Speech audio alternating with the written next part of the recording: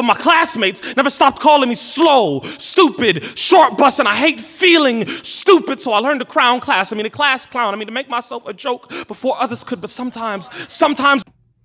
Yo, and what's crazy is that RJ's one of the smartest people I know.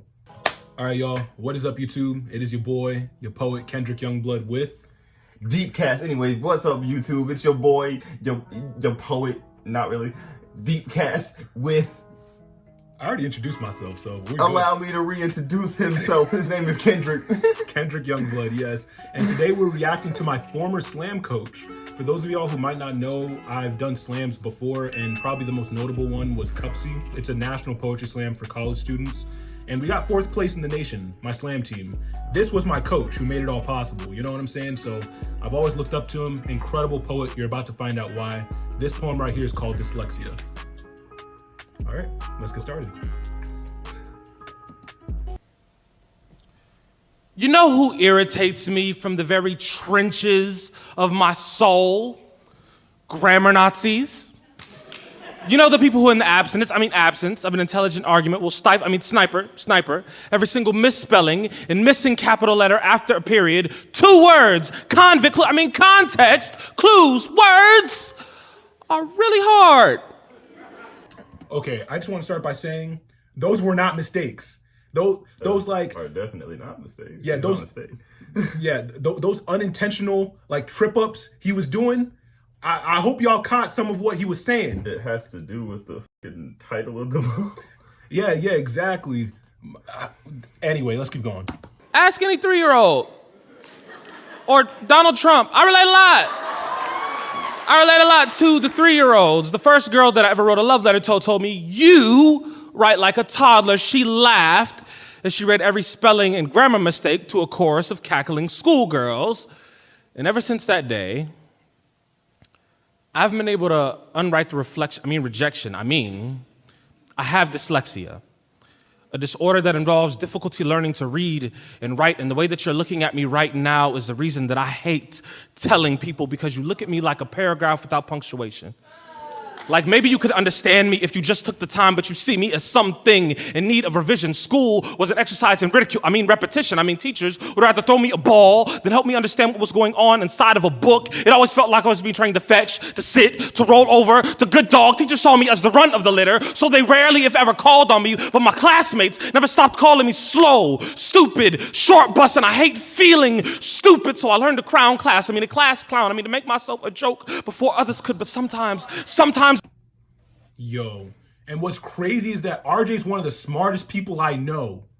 You know what I'm saying? Like, I didn't know this is like something he struggled with to this degree, to where, he didn't feel smart. Nah. It messes up on his words a lot. Mm-hmm. And honestly, the like brief interruptions of like accidentally saying another word and then saying what he means to say, like, bro, that's crazy. That is crazy. He's given double meanings to every phrase he spits out his mouth. Back when I was in high school, in middle school at least, when there was a dyslexic kid, we didn't bully them. We just kind of let them be them. They were like called, helped upon. I guess that improved within the years. So I really can't relate to this too much, because it's not what I know. I see. All right, let's keep going. Before others could, but sometimes the laughter sounds like sit, like roll over, like bad dog, like you're still stupid. It makes me want to chew on the throats of people that invalidate my intellect because I use the wrong your, but I can't. Because I'm black in America, so I can't give anyone an excuse to put me down. What is being black in America if not an experiment in editing oneself? To be dyslexic is to be a grown man who is still afraid to read out loud. It is to see the red and green lines below my words as wounds that I can't bandage with spell check. It is to call autocorrect Judas when I know that my mind is the betrayer. My mind plays tricks on me. I can read my Facebook status 500 times and still not to my catched errors. Error to my not catch. I need the words to stop crashing into one another. Feels like I'm reading in an earthquake when nothing sits still long enough to make sense. What do you do when every classroom feels like an aftershock? Ooh. When you relive stumbling through of mice and men in front of a jury of your adolescent peers. School never taught me to feel worthy of love. So my mother would turn her embrace into a classroom. She would tell me, you are blessed, you are gifted, your mind is anointed, and I know I am, but most days, y'all, my mind feels like a beautiful curse. I don't know why I don't expect much of it anymore, because each one is... But this dude, instead of...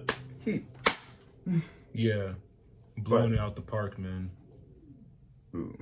They're trying to teach him like he's a pet. Exactly. They're treating him like he's a lesser being. Like, no, that's not how you do it. Roll over, sit, bark, you know what I'm saying? Now, I can feel with the words merging together, because my lazy eye does that. So, I understand how difficult it could be for him. But he's just been treated wrong, bro. Yeah. But see how far he's overcome, you know? The man has dyslexia, but he's one of the best poets I know.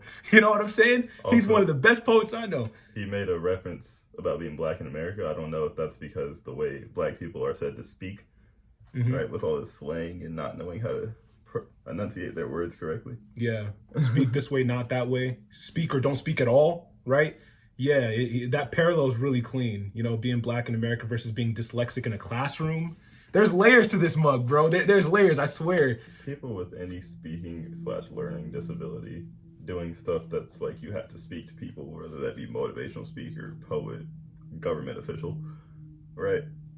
That's pretty damn impressive. It really is, because they had to work twice as hard, 4 times as hard maybe, you know? Yeah. You have no idea what this dude does at home.